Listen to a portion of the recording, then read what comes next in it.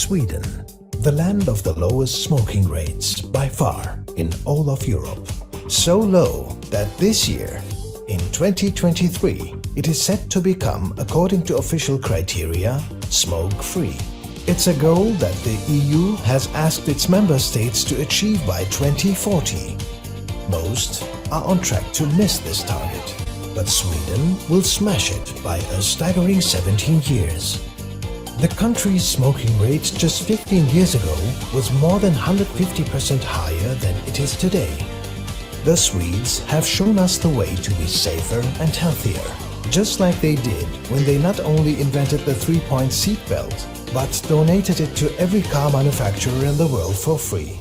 The seatbelt has saved well over 1 million lives since a Volvo engineer came up with the idea in 1959. Sweden's latest public health miracle could save 3.5 million lives in the next decade if we accept their latest gift to global public health. You see, the Swedes have now effectively wiped out cigarette smoking by developing a specific policy formula that makes alternatives more accessible, more acceptable, and more affordable than cigarettes to consumers. The results speak for themselves. Swedes have long used education, tobacco control measures and snus to keep smoking rates down.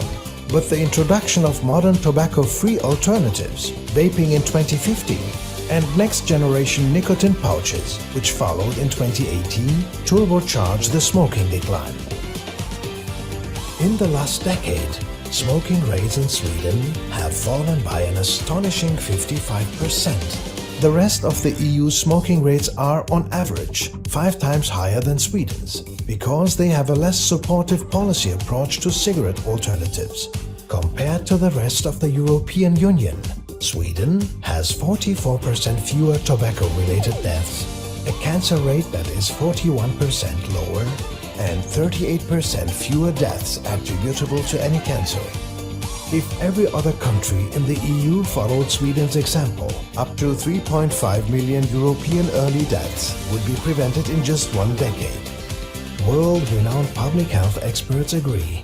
I think we have the answer already. Tell the world about the Swedish experience and the mixture of pros and cons that we have had that have been helping people to leave cigarettes and get into something else. It's important for the governments to tell the consumers that if you need your daily nicotine, use this instead of the cigarettes. And this is Sweden's gift to global public health, and why the message to the world when it comes to smoking is quit like Sweden. Smoke-free Sweden 2023. Well, a hearty welcome to you all, and thank you for joining our forum this morning to discuss Sweden and the incredible achievement of Sweden of approaching a smoke-free status. My name is Delon Human. I'm a physician.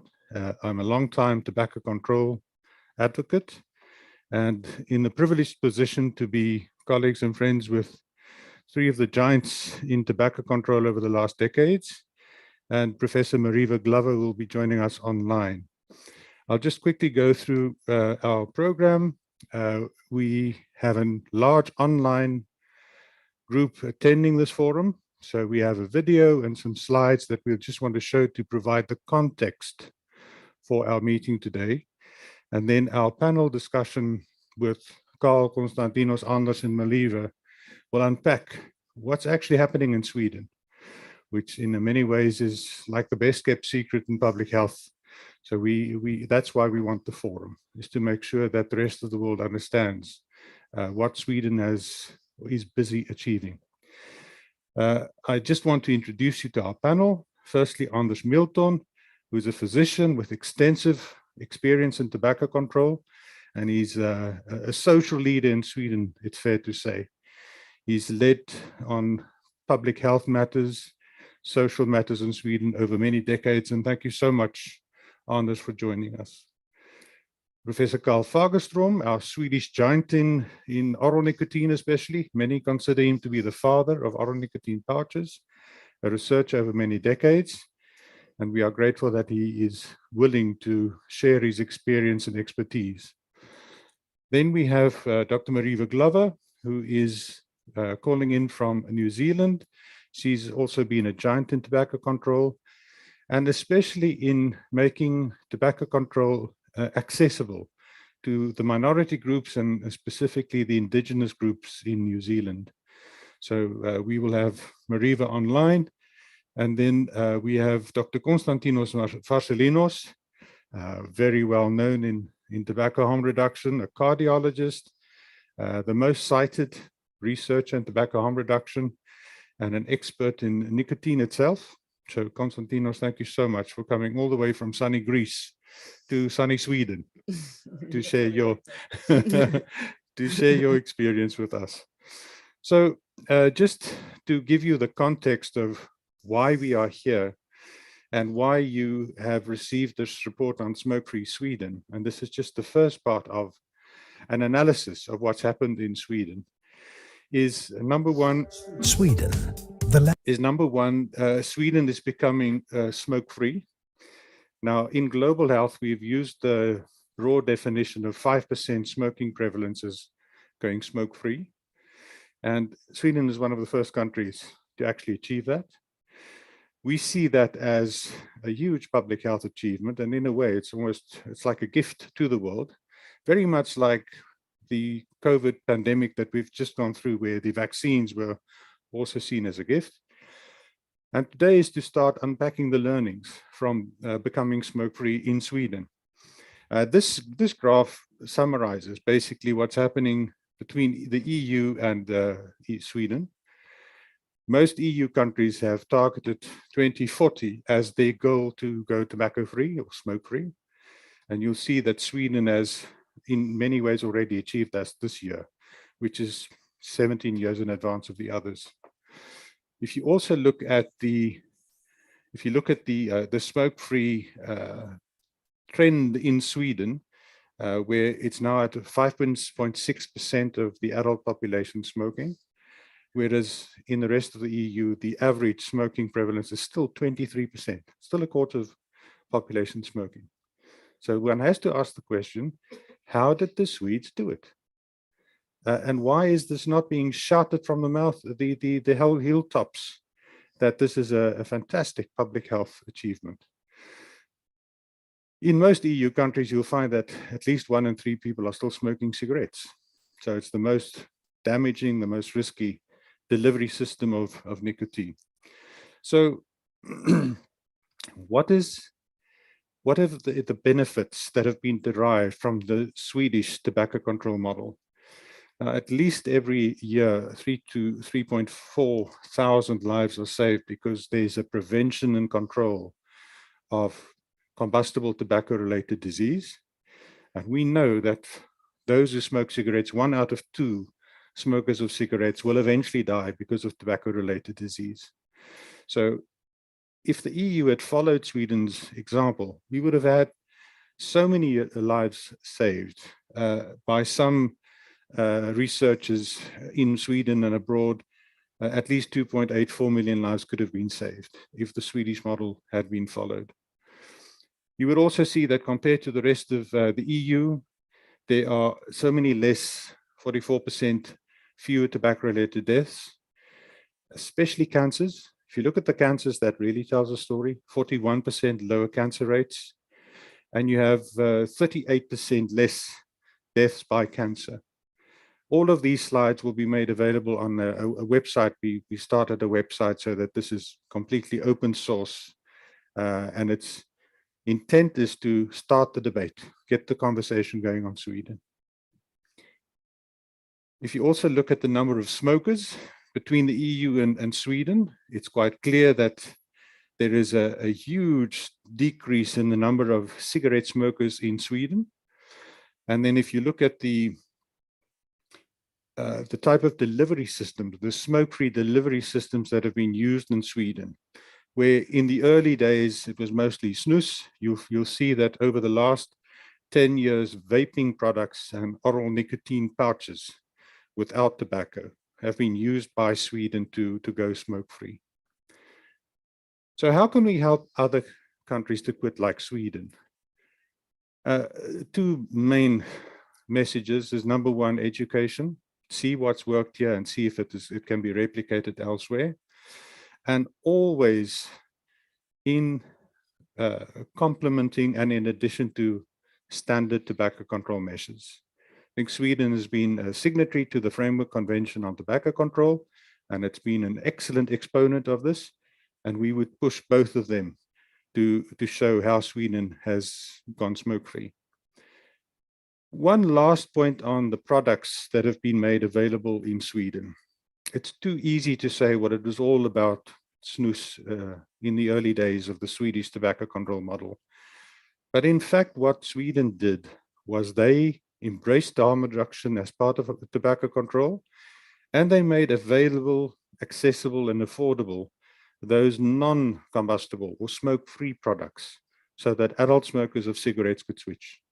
So you would find that nicotine pouches, vapes, and even heated tobacco has played a role in that. It's also shown that it's really important for consumers to actually be attracted to these, because for those consumers who cannot or will not quit tobacco, they want something that they enjoy. And this seems to have been the message in Sweden that has been executed.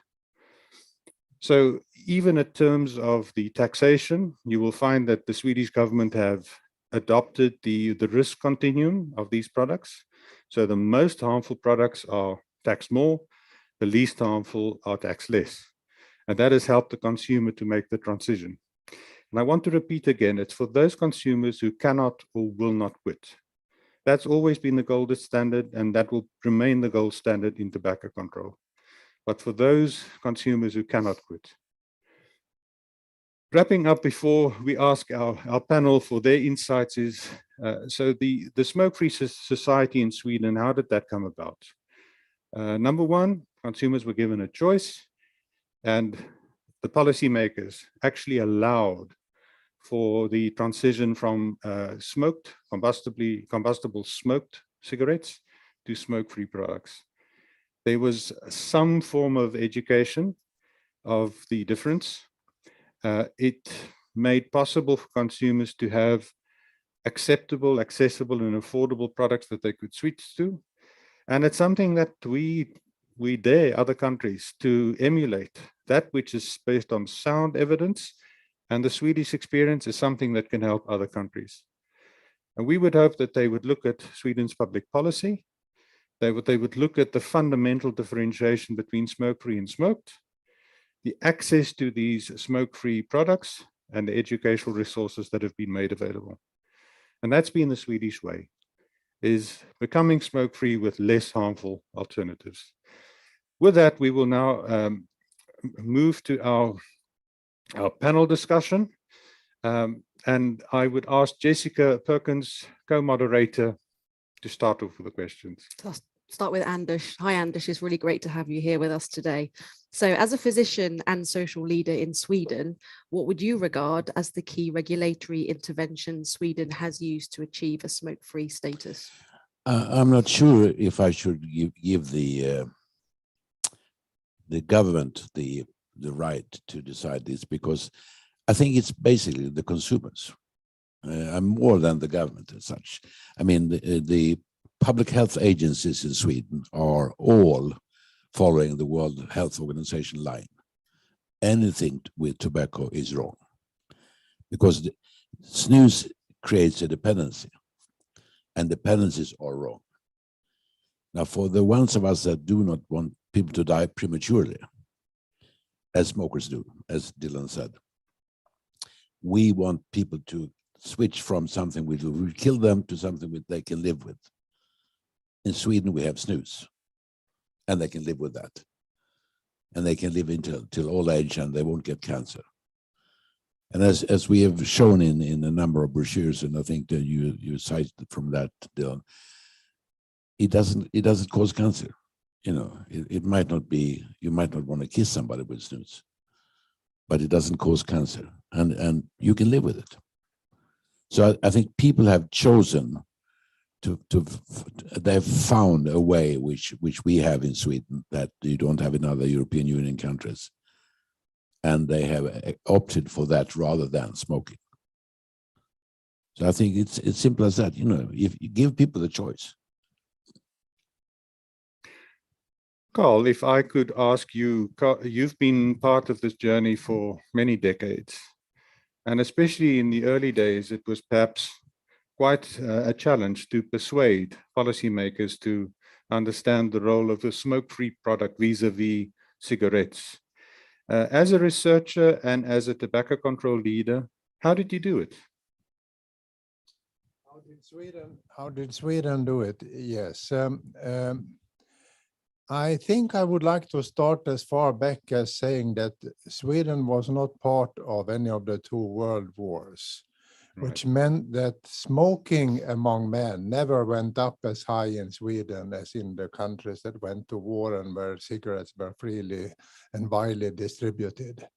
And that also meant that the old habit of using snus prevailed in some small pockets of the society.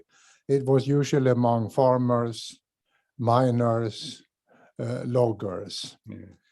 And then in 1964, we start to know that tobacco is smoking cigarettes is causing lung cancer. The Swedish government reacted very quickly to set up a clearinghouse to inform about the harms of smoking. And we have a tobacco company at that time, and tobacco monopoly, I mean. It was a monopoly. And I do remember an ad which they put out was that because there was also this non-smokers concerns that I don't want to be exposed to your smoke. So the company Monopoly advertised that there are ways to enjoy tobacco without bothering others. And there was the student radicalism in the end of the 70s and 80s, and they wanted to look and behave like real farmers. So they also took up snus a little bit. And I think that was some of the reasons that snus did not become extinct, but rather had a revival. And there was also a finance minister in the government that was exposed to arguments from the health minister that now when we know that smoking is so harmful, we need to increase the tax on tobacco. And the finance minister said, not on snus. My constituency, because it was coming from a very farm characterized land and voters to him, not my constituency, my workers, they need to have something that they can be stimulated from and enjoy. So there was actually hiking up on cigarettes, but on snus. Later, that became more leveled off. This is not to say that the society at large was always behind or helping the development. I remember when I started out my interest here, I was a psychologist, I was a clinician, I saw smokers, I helped them.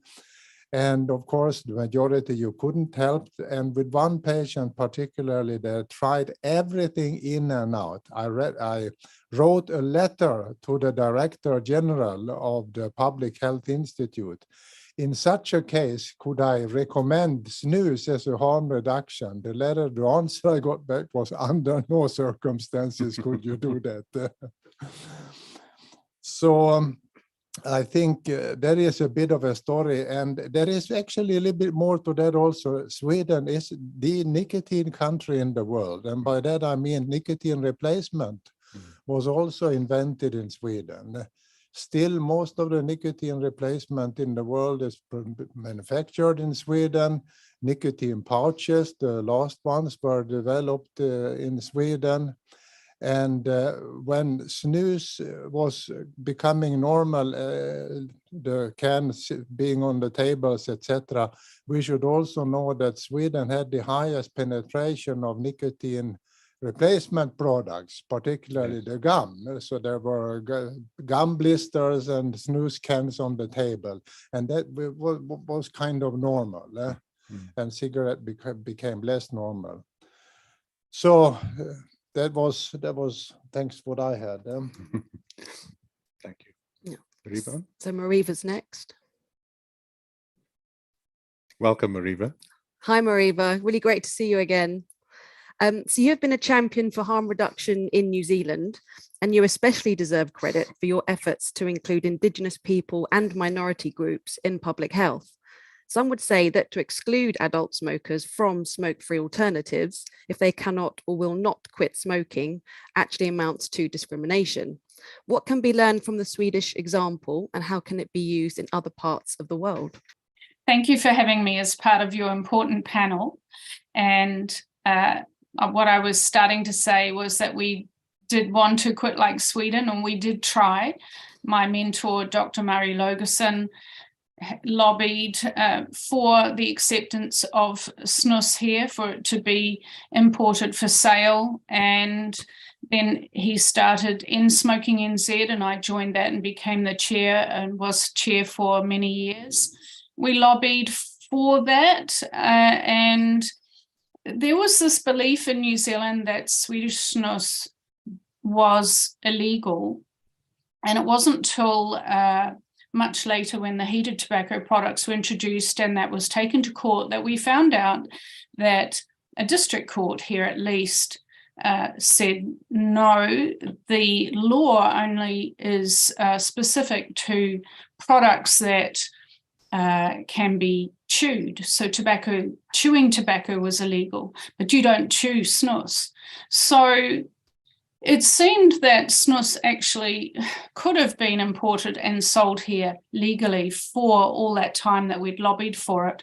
And then we had a law change, and they made sure that Swedish snus and oral nicotine tobacco products and oral tobacco products were absolutely banned for sale and import, sale and distribution in New Zealand. So that was very disappointing. So what we did get, it was the heated tobacco products that was challenged by the Ministry of Health in court. And as I said, the district court said, no, they're not illegal under the Act. And why would you ban something that contributes to the whole purpose of the law, which was to reduce smoking prevalence and especially the harm from smoking? So we have heated tobacco products. However, there's no advertising allowed, so very few people know about those. And we no longer have oral nicotine pouches. They were sold for a little while, and then they were banned in the vaping regulation. And we had vaping introduced here around about, or some people began vaping before 2015, but it really took off after that point. So in terms of New Zealand, if I just add, we're not far behind you. The average smoking prevalence now, daily smoking prevalence, is about 8%. And we could get to 5%, well, for most of the population. The New Zealand Europeans, who are the numerically dominant and politically dominant group, already at around 10. But unfortunately, the Indigenous people, Māori, are probably very similar to where Portugal and Belgium are in the EU at the moment. Has rapidly come down in the last 10 years, though, with the corresponding rise in vaping. Marewa, thank you so much, and especially for staying awake in New Zealand to join us at this breakfast forum in Sweden.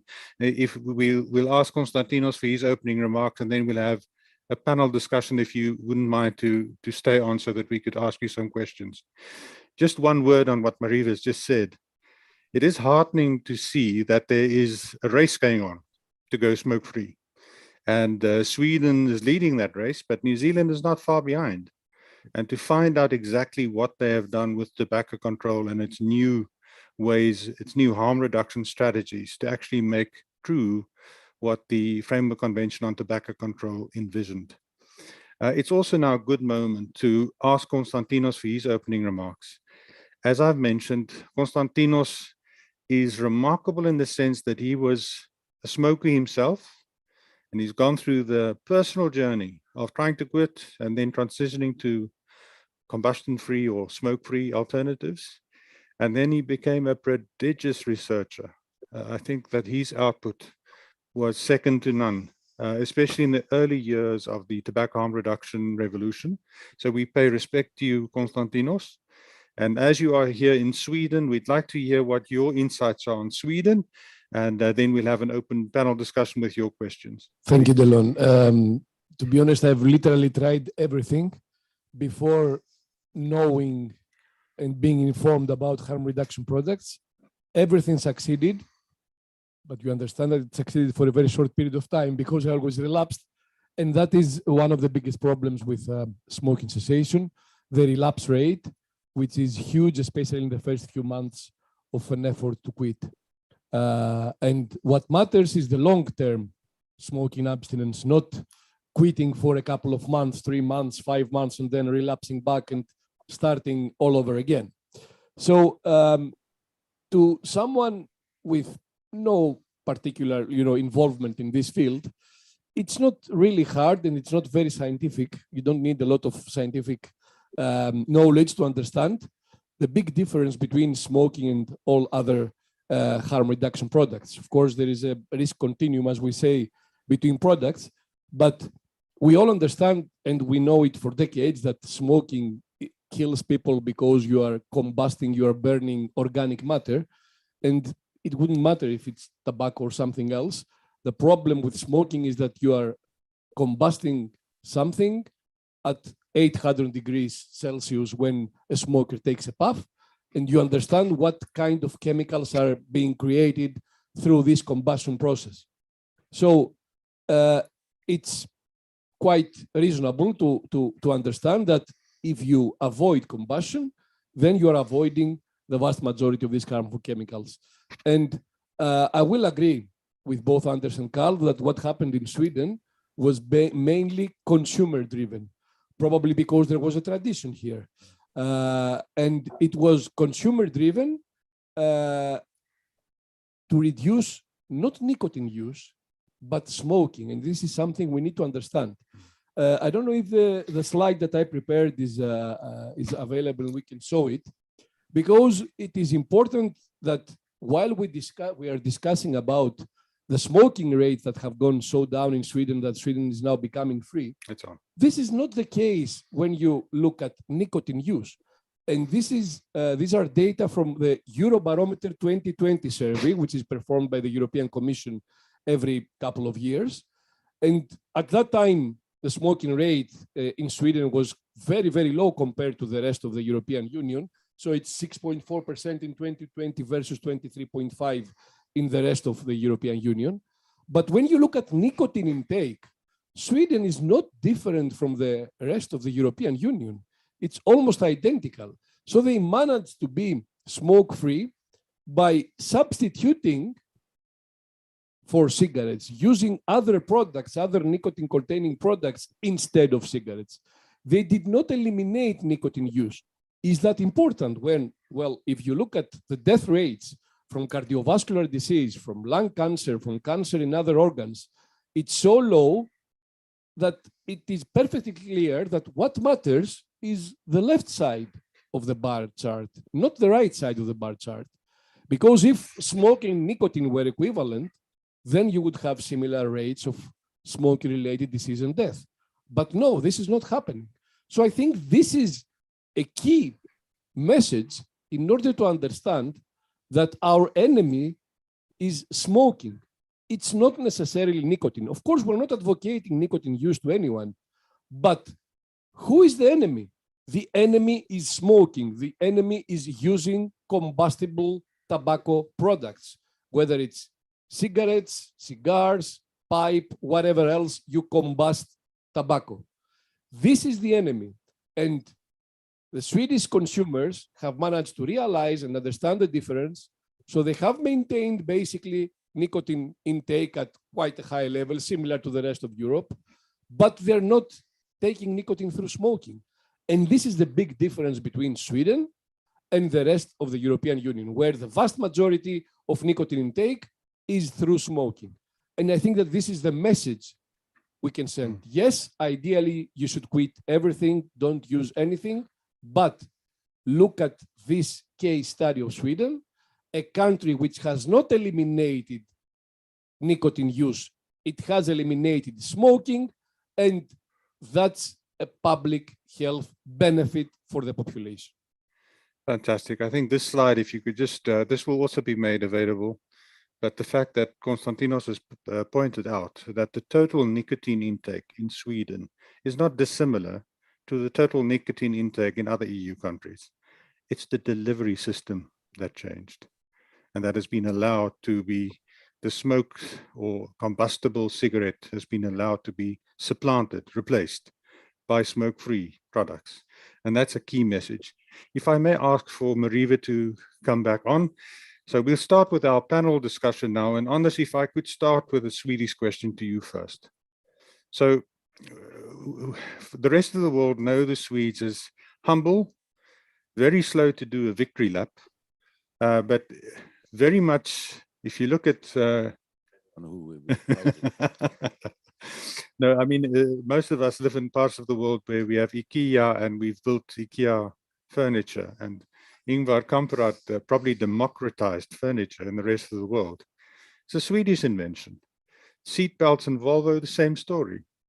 And in a sense, what we see here is a democratization of tobacco control in Sweden. Now, why do the Swedes get these things right, and why don't they go on a victory lap to celebrate this?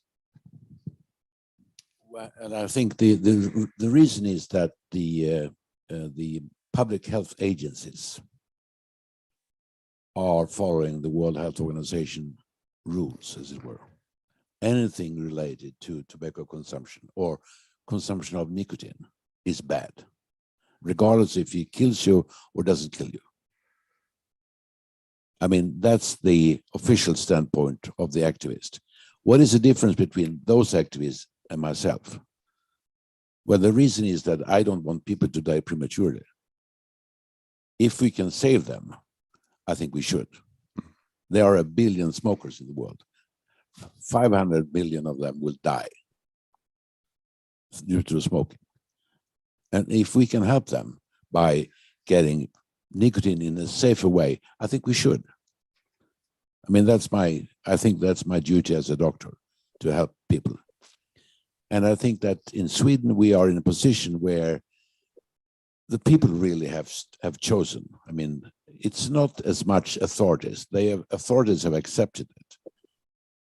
But when Sweden had a referendum to become members of the European Union in 1994, the Swedish negotiators had made snus a part. You know, it was allowed in Sweden, but forbidden in the rest of the European Union. Otherwise, I think Swedish people would have voted no. It was 52-48. And I think they would have been, reverse side. So I think it's important to the Swedish health, to the Swedish image, and to the Swedish consumers to have snus. We have snus, the rest of Europe doesn't. So you have to find other ways of getting in consumption in a way, consumption of nicotine in a way that doesn't kill you. Thank you, Anders. And please, we invite our online audience, if they have any questions, to send it in. And Jessica will put the questions to the panel. Konstantinos. Adding to what Anders has just said. It seems that for some organizations, the fight against smoking, which in reality is a fight against tobacco and against nicotine, appears to be more of a moral battle, discussing about ethics and judging behaviors, rather than a public health battle, which, as Anders said, and we are both physicians, is about health, disease, and death. So it seems that all the fight has been focused on the moral aspect of a behavior of using a substance, nicotine, or using tobacco in any form, instead of looking at smoking-related disease, smoking-related death, and whether nicotine intake through other forms of either tobacco or even non-tobacco products is associated with such disease and death. Well, the answer is very clear. We know for 40 years that it's not nicotine that kills smokers. And the issue is that as public health experts and as organizations involved in public health, is it important to discuss about the moral aspect of a behavior or to discuss about health harm? I think the answer is obvious. It's a rhetorical question. But no one needs to think about the answer. It's not our job to judge the behavior of anyone. And we're not, philosophers involved in a debate about the ethics of behavior in a society. We are here to discuss about health harms, health risks, improvement in health risk, improvement in health. And by the way, the WHO, which I agree with Anders, is following a very hard negative line concerning harm reduction, has also created the Ottawa Charter on Health Promotion, which says that people should have the right tools and the proper information in order to improve their own health and take their health in their hands. Yes.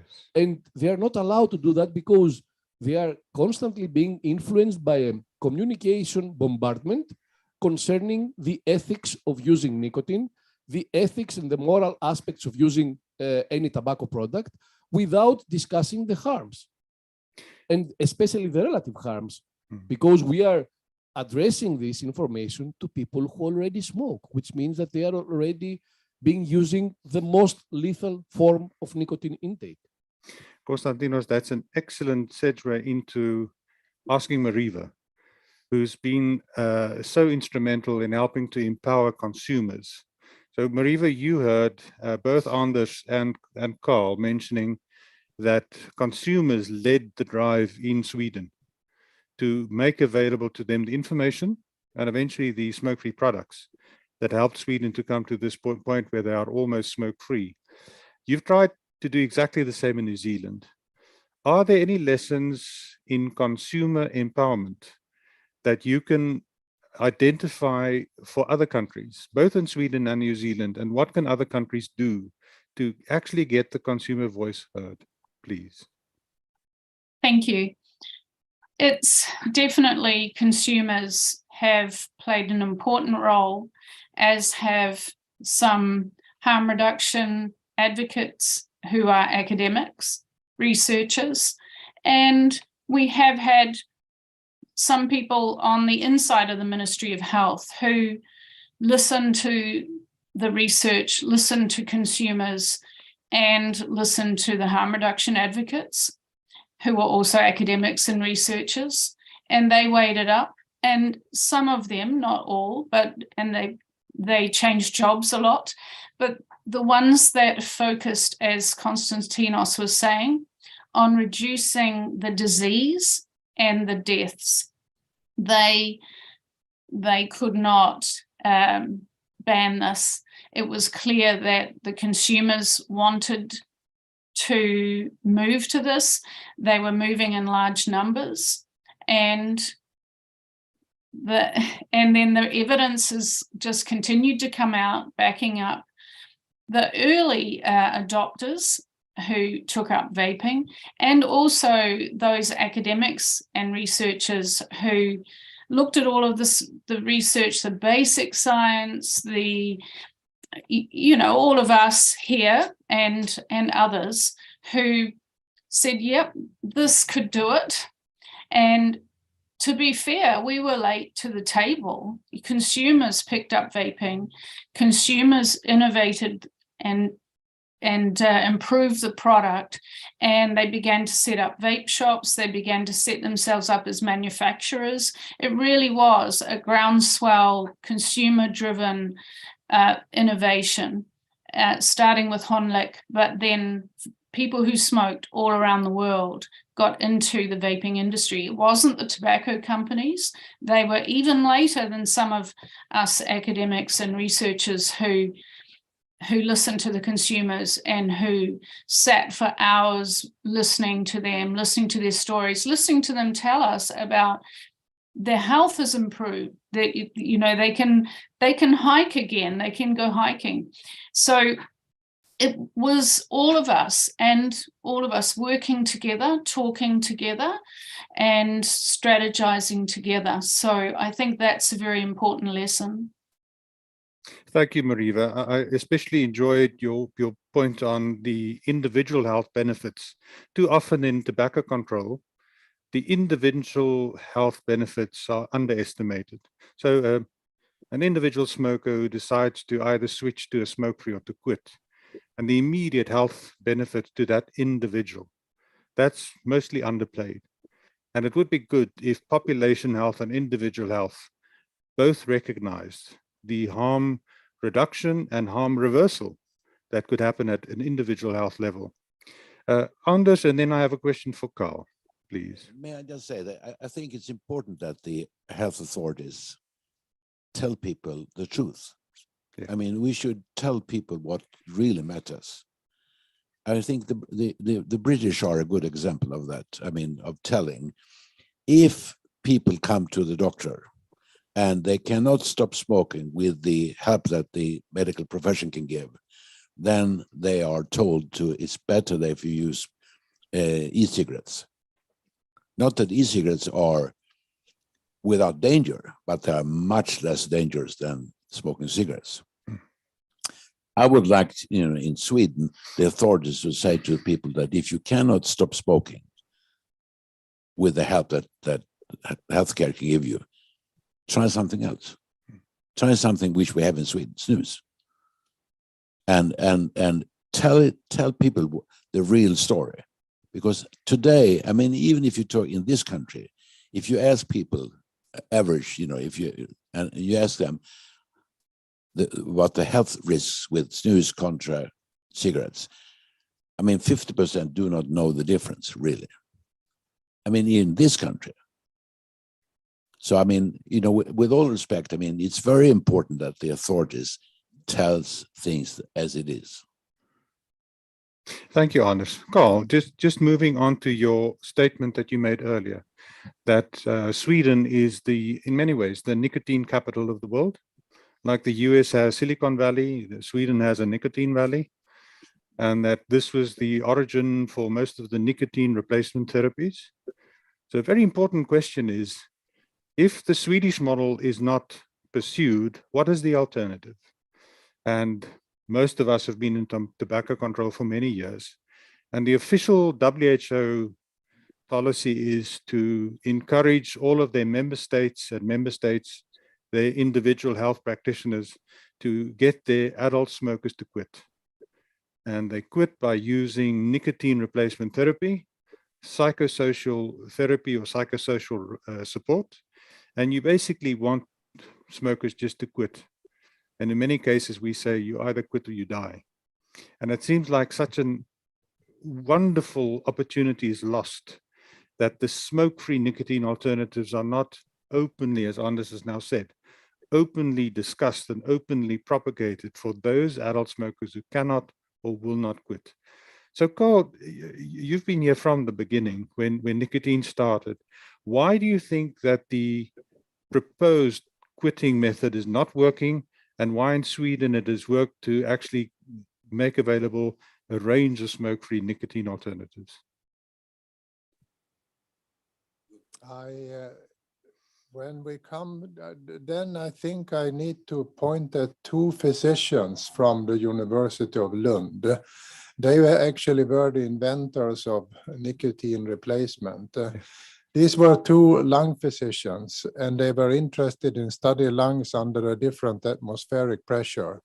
So they went to submarine crews where smoking was forbidden for safety reasons, and they saw that some actually used snus, 20-year-old boys, which was not very normal. It was old loggers, miners, and farmers. So why do you use snus? Yeah, we are not allowed to smoke. Aha. These doctors smoke themselves, and then Herevka. Maybe if one could give them nicotine instead in a safer form instead of smoking, that could be a smoking cessation method. So these doctors wrote a letter Swedish pharmaceutical company where the research director was a heavy smoker and had a wife that hated his smoking. Yeah? So this is all the important things you see that picks up. That was the other thing that needs to be mentioned, I think, is also the Karolinska Institute's interest in the harmful effects of tobacco, where they actually found out whether they liked it or not, or whether they looked for it really. But the result was that the nicotine per se, as we had heard, was not that harmful, not leading to an increased risk of stroke or myocardial infarction or cancer. Maybe if you had an infarction or a stroke, the consequences would be a little bit more severe if you were using snus.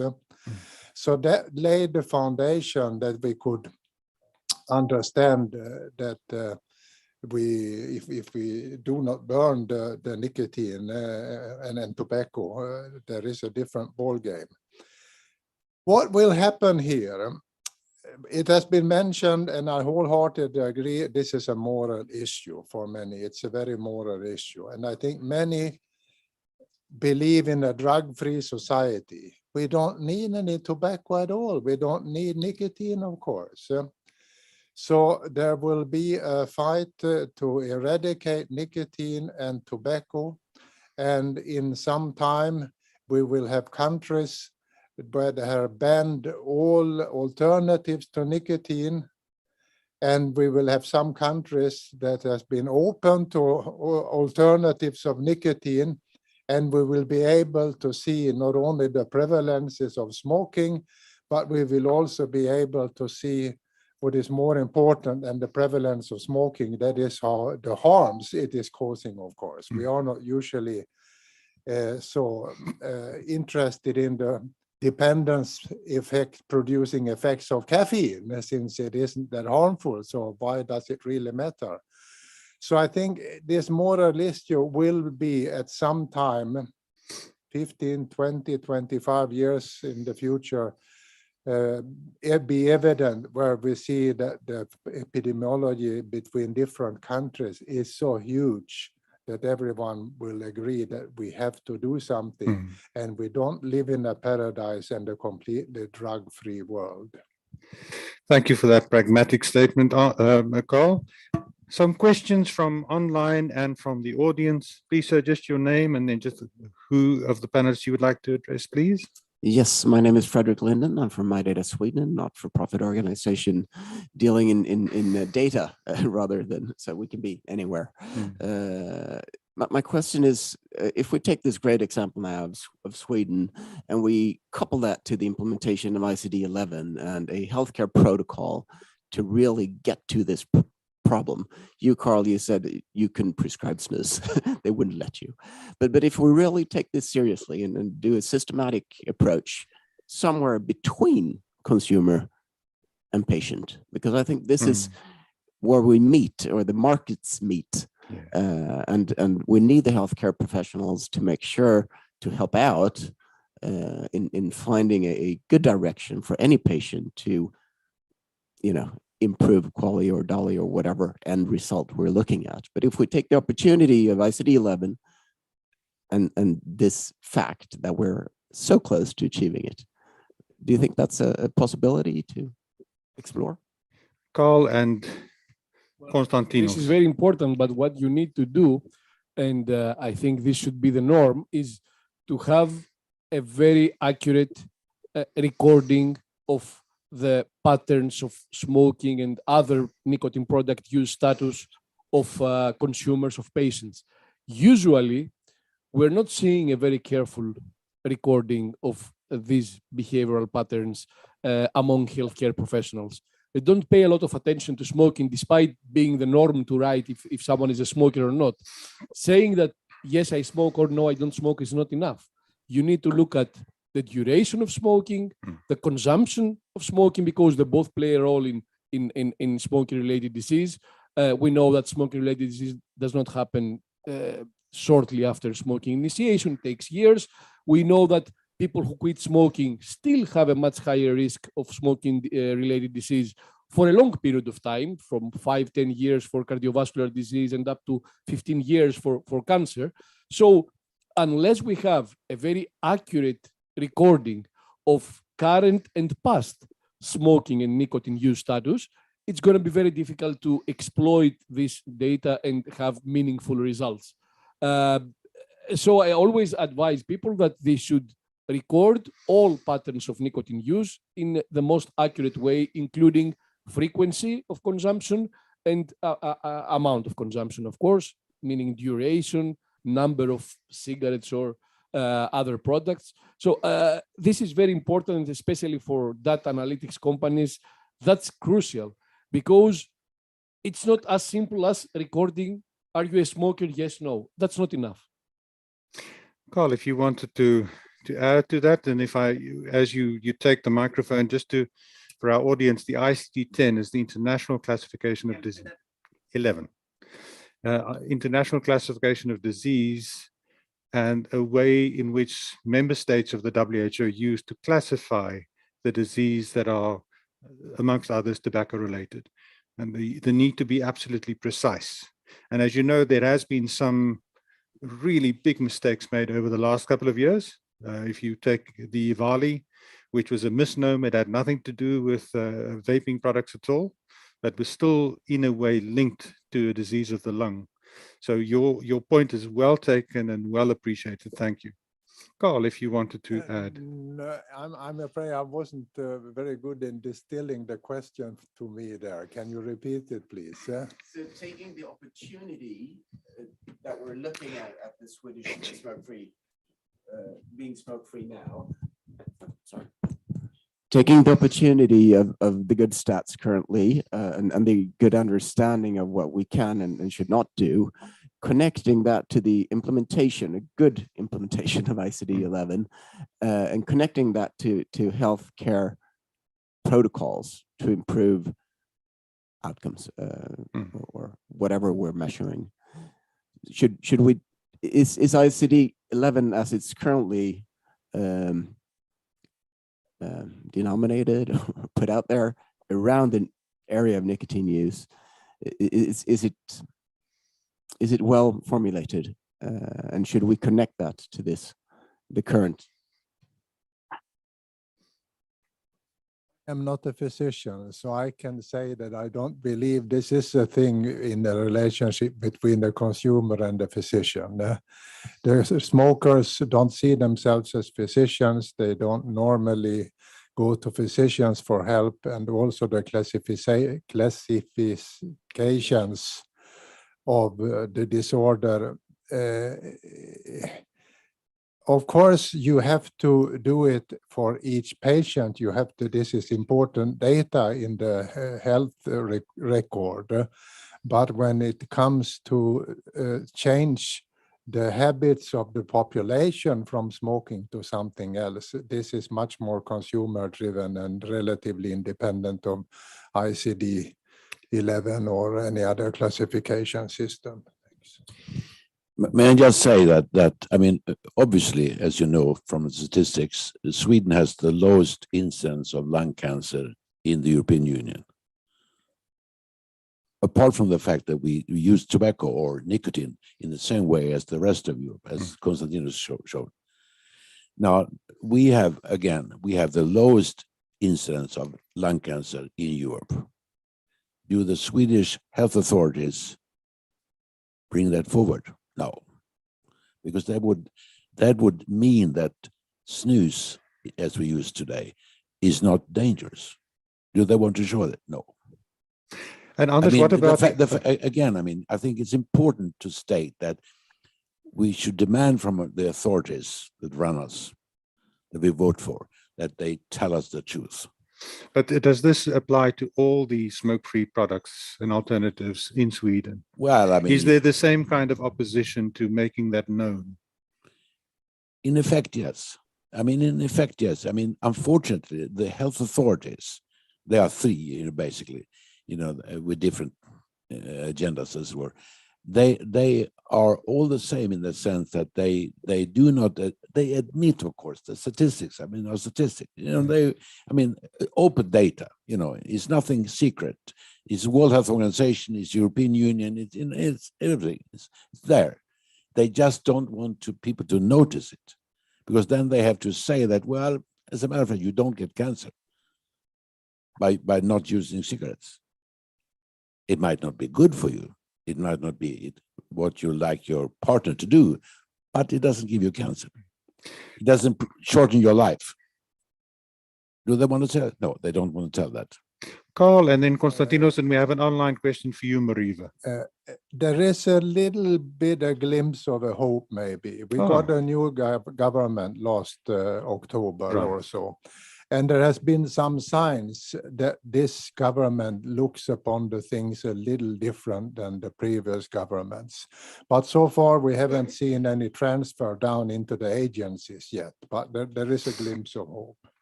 Konstantinos, you had what you mentioned about ICD-11 is pretty okay for the epidemiological assessment of the association between different nicotine products use and developing of disease.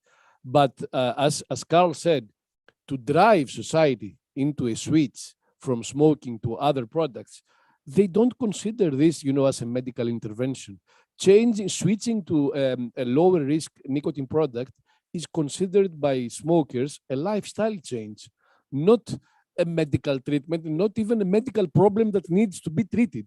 And that's why, and it's not only Sweden, it's been happening globally.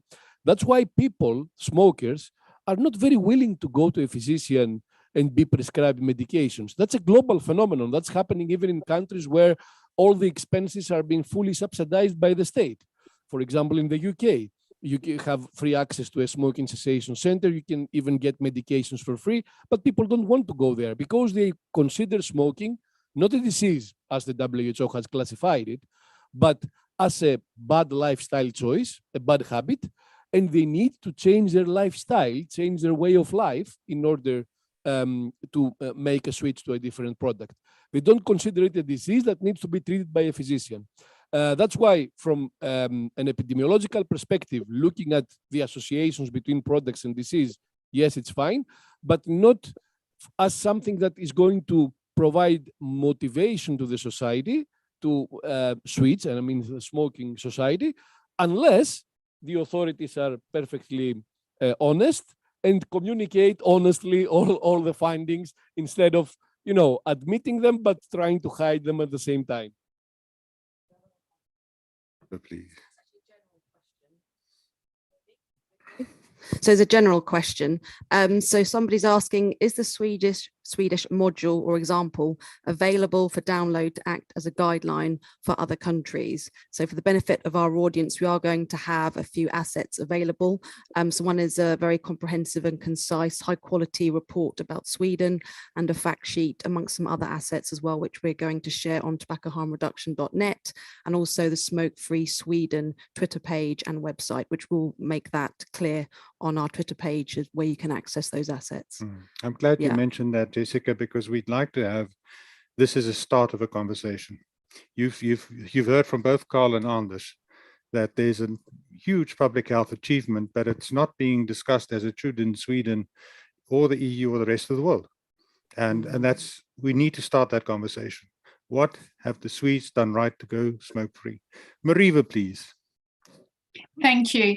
Just on the moral, focus that has been mentioned, as a professor of public health, I'm working in public health for 30 years. I just want to, and it's what, as an Indigenous person, it's kind of frustrating, the reductionist view, and we need a more holistic view. So there are many other diseases, there are many other causes of diseases and early death. And when you put up the figure at the beginning of this forum of how many people, how many lives could have been saved in those other countries, if tobacco control globally continues the focus and the path that they're going down, continues to lobby for only smoking and then now vaping and other risk-reduced products to be targeted, and continues to lobby government for funding for those, there is an opportunity cost. That money could be rediverted to the next, leading cause of preventable disease. So yes, smoking is significant, and it has been the leading preventable cause of disease in the world, but obesity is very close behind. And we really, along with the rest of the colleagues here, if we are focused on reducing disease, there are other diseases that need attention, and it really is what is causing harm, and you would look at that list and you would prioritize that. And yes, lung cancer, yes, cardiovascular, really this endemic of obesity is going to pip smoking, and tobacco control, the billions of dollars pouring into focusing on trying to get people to stop using nicotine via risk-reduced products, where there is, if you looked at the diseases from those, you'd be going, okay, we now need to shift our focus to this other leading cause of preventable disease.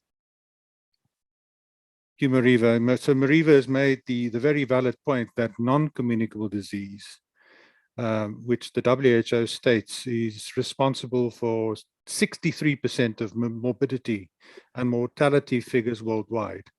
And the big four are diabetes, heart, lung disease, and then tobacco-related problems with cancer. So those big diseases basically kill the majority of people worldwide. And that a pragmatic and balanced approach to prevent and control these non-communicable diseases would be key. But we know obviously that tobacco, and specifically cigarettes, they are linked to 80% of the NCDs. So that's why this is a good place to start, that as part of a balanced portfolio of public health measures. We are privileged to have some consumer leaders here. So Thomas, your question, please. Thomas, and then we have Atakan Befrits as well. Just your name and then the question, please, Thomas. Hello, I'm Thomas Hammargren. We've been talking about education and the importance of education in this space. So my question maybe to you, Anders, is how to get this pamphlet into every Swedish embassy around the world. It's something they should be proud of. Yeah. And maybe it's a good time to use the leverage of how we treated the pandemic, yes, which was really criticized early days, and now we're starting to get some credit for it. So that was how to get about it. And the other thought I had was, maybe it should be in every IKEA. Ingvar Kamprad was a big snus user, and and he even opened up for the IKEA in Japan to sell snus. So he's not there anymore, but that could be another route for information. Thank you for that question. Anders, how can we get this in all the Swedish embassies? I think it might even be more important if we got it to all the IKEAs. And I think we should try that. I think we really should try that. Yeah. Because as you know, Europe beats cancer. There's a big fight against cancer in Europe. And we have written to them from the Snus Commission in Sweden. We have written to them saying that if people were to smoke and use snus, as in Sweden, 355,000 per year fewer would die in the European Union due to smoke. It's simple. So yes, I think that we have again, using ordinary open statistics and putting it together, we can see that it does help if you use something else than cigarettes. And I think it's a very good idea that we should try to get to the IKEAs and to the embassies. Karl, you wanted to add to that? No, nothing more. That I was stepping up here, and we have a little report from the Snus Commission, which I think is interesting for most of you that haven't seen it already. It's about the relative health risks of tobacco and nicotine products. Thanks. Thank you. We have a question from Atakan, please. Benji.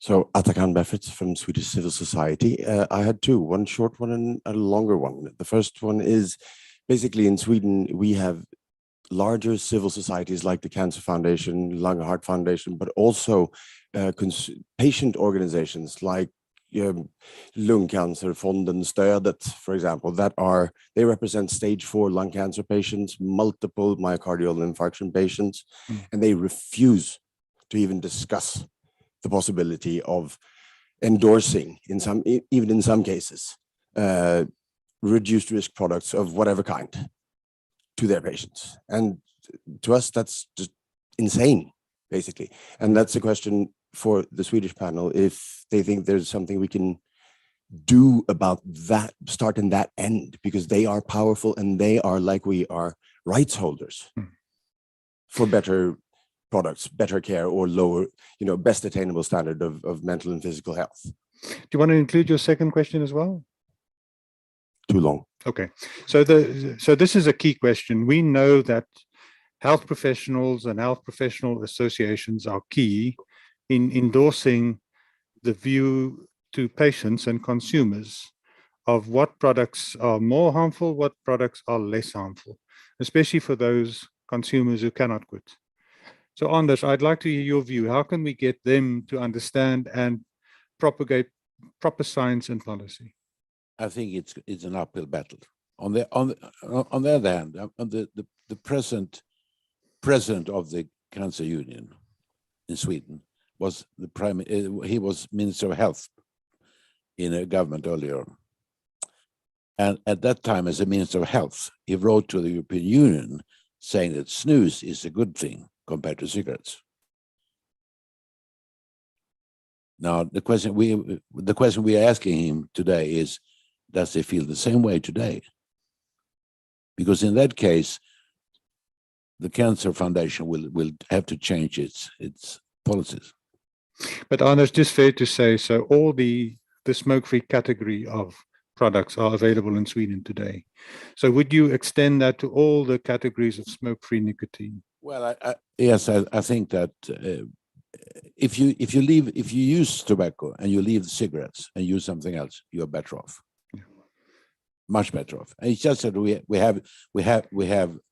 I mean, people have been using snus for decades or hundred years, something like that. And there's a lot of research being done on snus, more than on, because you have used it longer time. So that's why we know more about that. But I mean, again, as you say, if people use something else than cigarettes, it's better. Smoke-free nicotine alternatives, basically. Obviously, and again, I think the British authorities, I mean, the British Public Health England, the Royal College of Physicians, etc., would then say that if you cannot stop smoking ordinary cigarettes with the help that you get from the healthcare, then you should move and choose something else. In their case, e-cigarettes. I think we saw the experience in the UK, where initially most of scientists were against alternative nicotine products. And I'm talking about electronic cigarettes because that's what was available at that time in the UK. But what initiated the shift among the scientific community also in the UK was a couple of organizations, basically Public Health England and maybe the Royal College of Physicians, who wrote some reports and insisted that electronic cigarettes are by far less harmful than smoking. Initially, the British Medical Association and several scientific societies in the UK were also against electronic cigarettes. But over time and through the insistence from Public Health England and the Royal College of Physicians, they were convinced and they completely changed their stance. And they now support electronic cigarettes as an alternative to smoking for those who cannot or are not willing to quit with currently approved methods. Well, I think that this is the spark that that we need to find in other countries too. One or two organizations who will look at the evidence, create some reports, insist on them despite the criticism, because initially Public Health England also received a lot of criticism. And then I think we will gradually see a swift change. It's going to take time. I fully agree with Anders, a lot of time. Thank you, Konstantinos. Another question, and then we'll wrap up and we'll ask each of the speakers just for their final remarks. Thank you very much for interesting discussion. Patrik Stromer, Swedish Association of Snus Manufacturers. We actually have 2 smoke-free generations in Sweden by now, the youngest population and the middle age 30 to 44. And how is this described in Swedish media? As a young female are using more white snus, nicotine pouches. They are not reporting that we are basically smoke-free in Sweden today. So you're doing a great job here. Thank you very much. Thomas, last question. Atakan, last question, and then we go to the panel. Yes, something I've been a bit occupied with is that NRTs, medicinal nicotine, or then become that way with all the data, and they are deemed safe and effective. In Sweden, we have a nicotine pouch. Yes. As a NRT, and maybe to you, Karl, how come that the now nicotine pouches directed to consumers are basically identical to a product that's by the authorities is considered safe and effective? That's an important question. The safety profile of oral nicotine pouches are equivalent to nicotine replacement therapy. Your view? Yes, my history is such that I started to work with developing nicotine replacement products. The first was gum in 1975. And did that for a good number of years, realizing that we were not harvesting the full potential. The products were not funny. In terms of flavorings, for example, very limited in terms of nicotine dose, which is not only because of the developing company, because if I may make a little detrack here, when we went to FDA in 1983 to get nicotine gum 2 and 4 milligram approved, the outcome was that 4 milligram will be over my dead body, said the director of the department. So the deal was then 2 milligram. So it wasn't easy to come with much stronger forms of nicotine products. Finally, I decided to quit working for the pharmaceutical company and starting my own company. Niconovum, it was called Two Stop first, actually. Then it was changed to Niconovum. Delon knows about this also. You were very interested at the time being. And I'm coming from a snus country. People using gum on the lozenge was complaining about the burning effects, and it didn't taste well, and something untoward things in the back of the throat, etc. Then I know that Swedes, when they put it up here, they can absorb good doses of nicotine. So why not develop a nicotine replacement form like that? It was never thought about as it could be consumer free until the tobacco directives where the e-cigarettes became free. Then the nicotine pouches can be free of prescription also. So again, but the dose was fairly low there also, 2 and 4 milligram, and the pouches that we see today are very similar in terms of ingredients. There is the nicotine carrier, which is usually some kind of crystalline. There is the pharma grade clean nicotine, bought from the same companies as the pharmaceutical companies buy it. There are some pH controlling ingredients, and there are flavorings. But thanks to the tobacco directive that went through the European Union with the e-cigarettes being approved, so also these products can be. And I don't think the e-cigarettes have gotten the decision and the ruling that they got had there not been e-cigarette users outside the parliament in Brussels. Yes. And I think consumer support groups can be extremely important, but we don't see them because don't know, do they feel ashamed or what is the trouble? But I think there is an untapped resource there. We've come to the end of the session. Atakan, you had one more question, and perhaps it's fitting that a consumer leader has the last question, and then we ask the speakers to wrap up. Okay, so Atakan Befritz again from Global Civil Society for Reduced Risk Products. We have just ascertained, and this could just as well have been nicotine pouches and not snus, but we have just ascertained that 27 private individuals in Italy have just been hit with a 30,000 euro fine for private imports of snus products from outside the EU.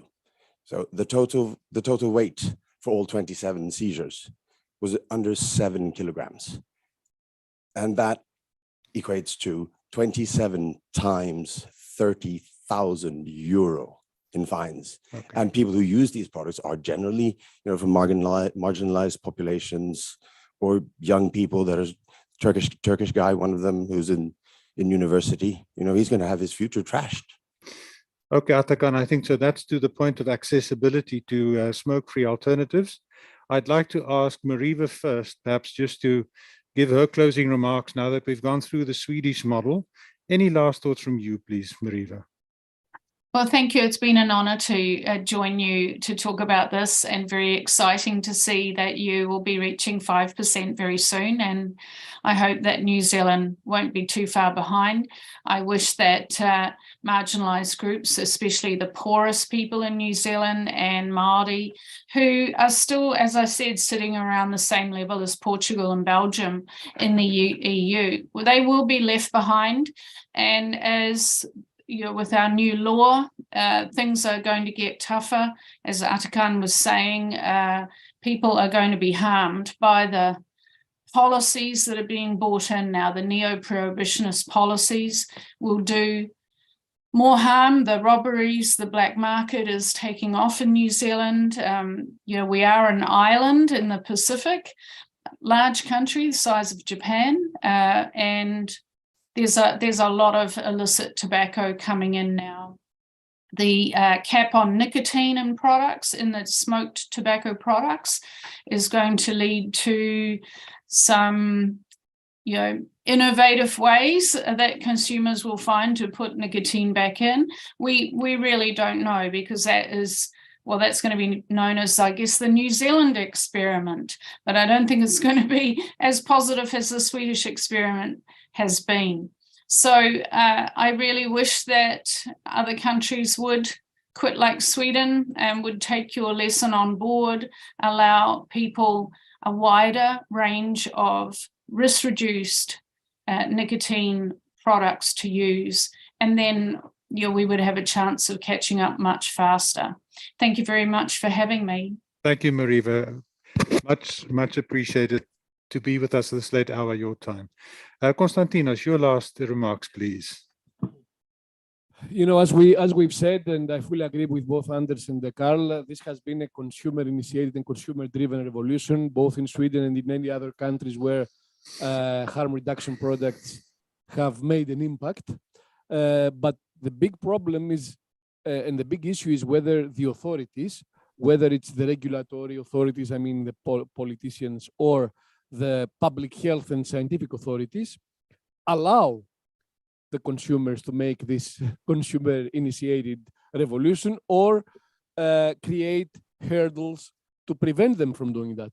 And we've seen some countries which have created amazing hurdles in this drive, this switch to alternative products. For example, thankfully not Sweden, but for example, in India, basically low and middle income country, with a huge problem of not only smoking, but oral use of very harmful, very carcinogenic products. They have banned almost all alternative nicotine products, including electronic cigarettes and snus, while they allow the sales at a very, very low price of the most harmful forms of nicotine intake. And it's not only tobacco cigarettes, but also oral, very toxic products. It makes no sense. You understand, e-cigarettes were there, snus tried to enter the country, they were both thrown out.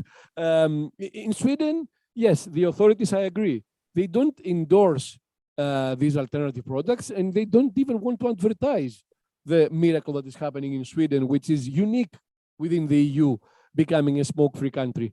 At least they haven't provided so many hurdles that they would eventually prevent this consumer-initiated revolution. We should at least allow the consumers to have the choices. I think that's very important. And being honest, not only as a regulatory authority, but also as a scientific community and scientific authorities and organizations is crucial. Building trust is based on honesty only. So we shouldn't hide this information, especially among smokers. Otherwise, we are indirectly discouraging them and preventing them from making choices that are going to be beneficial for their health. Konstantinos, Anders, and then Karl.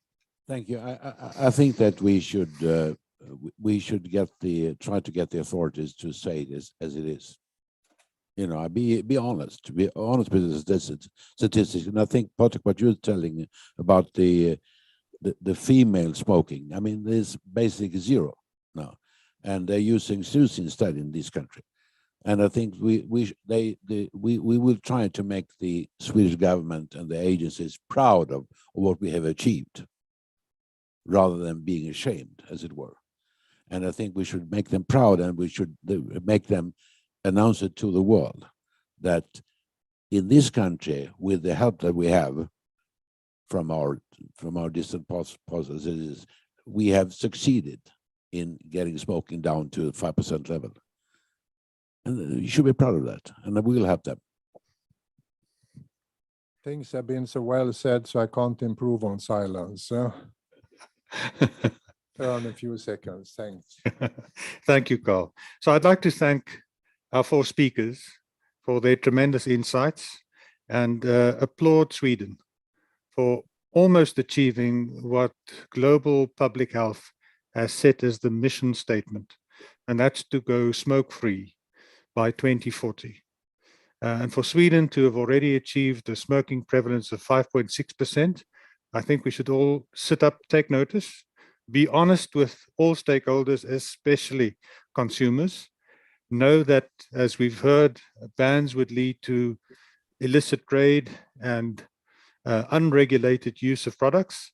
Whereas if we give the consumers and patients the right information, number one, as WHO has put it, the gold standard is still you want to empower and help consumers to quit smoking and nicotine altogether. That's the gold standard. But we know, as Karl put it, we don't live in a dream world. There are still 1.1 billion users of nicotine. But as we now have seen in Sweden, nicotine use is on par with the rest of the EU. But somehow the Swedes have managed to give their consumers the choice to switch to smoke-free nicotine alternatives. And if you just look at the statistics, then really the argument is over. If you look at Sweden and you see the rate of cancers, if you see the rate of tobacco-related death, then there is no argument. And in our book, the world should sit up, take notice, learn, do research, and start the conversation so that this is not the best kept secret in public health, but that in fact Sweden is used as the case study and as the best practice in going smoke-free. We salute Sweden and all the Swedish people. We will be using your furniture, your motor vehicles, and hopefully in future we will also be using your tobacco control methods. Thank you very much for joining us for the session. We invite you to some coffee and snacks outside, and to speak to these wonderful panelists, and looking forward to continue this drive of smoke-free freedom. We remind you that there'll be a website, and all of these fact sheets, reports are there to have a conversation about. Thank you very much for coming.